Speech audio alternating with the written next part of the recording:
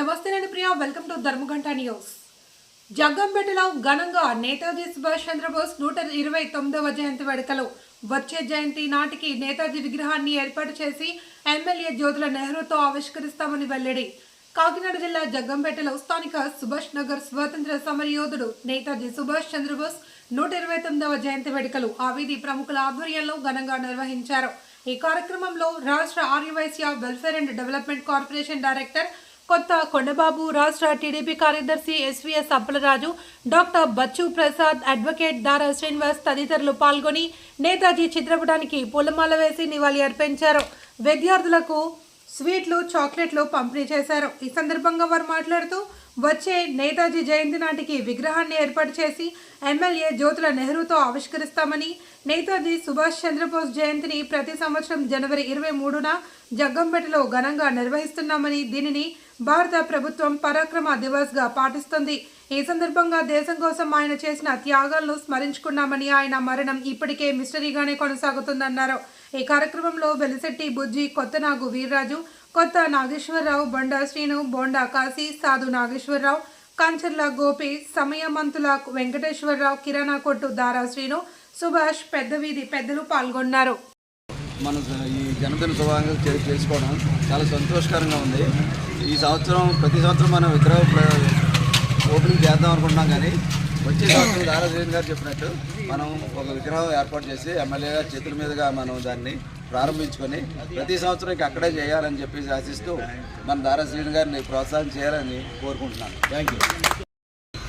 సుభాష్ వీధి ఈరోజు మరి నేతాజీ సుభాష్ చంద్రబోస్ పుట్టినరోజు సందర్భంగా మరి సుభాష్ వీధిలో ఉన్న మన అందరూ కూడా, అలాగే పెద్దలు అప్పలరాజు గారు, డాక్టర్ ప్రసాద్ గారు, మరి మన ఈ సుభాష్ వీధిలో నివాసం ఉంటున్న లీడర్ గారు, ప్రముఖ లాయర్ అయిన దారా శ్రీనివాస్ గారు, ఇక్కడ విచ్చేసిన మన సుభాష్ వీధి ఉన్న ప్రజలందరికీ, పిల్లలందరికీ నా ఆశీస్సులు. మరి జై హింద్, జై జవాన్. మరి స్వతంత్ర ఫ్రీడమ్ ఫైటర్ ఆయన ఒరిస్సా రాష్ట్రంలోని కటకలో జన్మించారు. సుభాష్ చంద్రబోసు దేశం కోసం పోరాడిన మహానుభావుడు. అలాంటి మహానుభావులు మన అంతా కూడా గుర్తు చేయవలసిన ఈ రోజు ఉంది. మనం మర్చిపోకూడదు. భావితరాలు కూడా చెప్పవలసిన బాధ్యత మన మీద ఉంది. కాబట్టి దేశం కోసం పోరాడిన వ్యక్తిలో మొదటి వ్యక్తి. జై హింద్, జై జవాన్.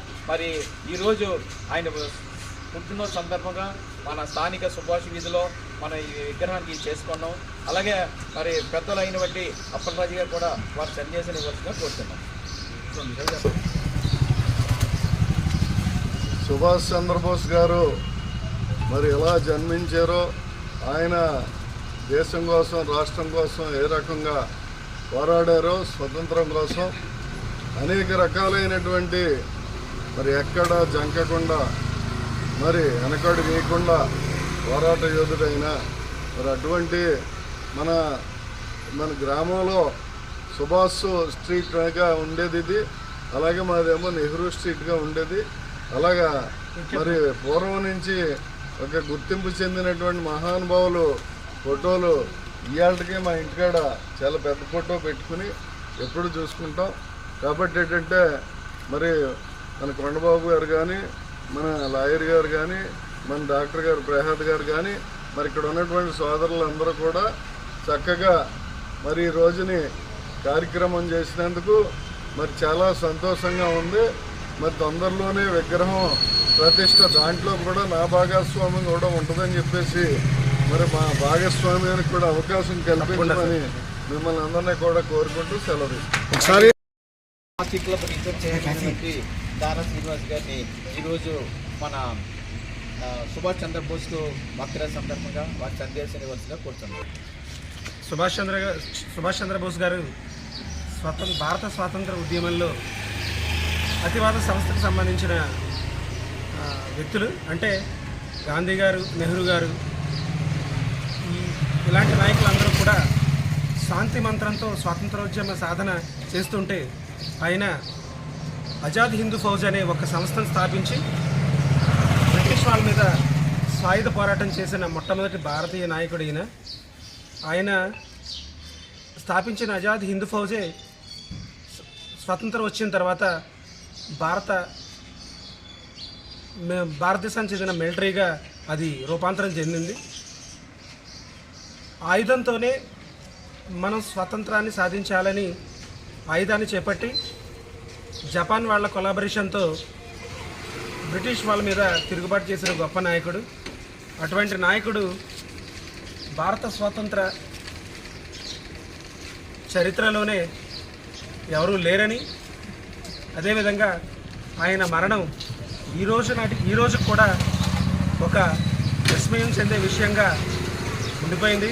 ఆయన ఎప్పుడు పరమపదించారో, ఆయన పుట్టిన తేదీ తెలుసు, కానీ ఆయన ఎప్పుడు చనిపోయారో అన్న విషయం ఈరోజు కూడా తెలియదు. కొన్ని కథల ప్రకారం 1980లో కూడా నేతాజీ సుభాష్ చంద్రబోస్ గారు ఇంకా బతికే ఉన్నారని చెప్పడం జరిగింది. అటువంటి గొప్ప నాయకుడికి ఈ రోజున ఆయన జన్మదిన సందర్భంగా నివాళులర్పించడం సుభాష్ స్ట్రీట్ నివాసిగా నాకు చాలా ఆనందంగా ఉంది. ఇదే కార్యక్రమాన్ని వచ్చే సంవత్సరం మన ఎమ్మెల్యే గారి చేతుల మీదుగా ఒక పర్మనెంట్ స్టాట్యూని ఏర్పాటు చేసి ఆయన చేతుల మీదుగా అన్వీల్ చేస్తామని చెప్పి ఈ సభాముఖంగా తెలియజేస్తూ సెలవు తీసుకుంటాం.